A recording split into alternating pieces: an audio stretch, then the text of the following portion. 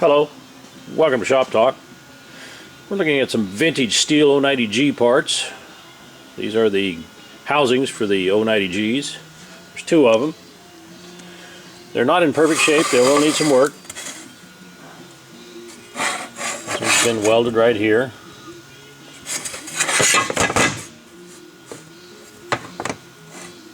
There's your fuel tank cavity.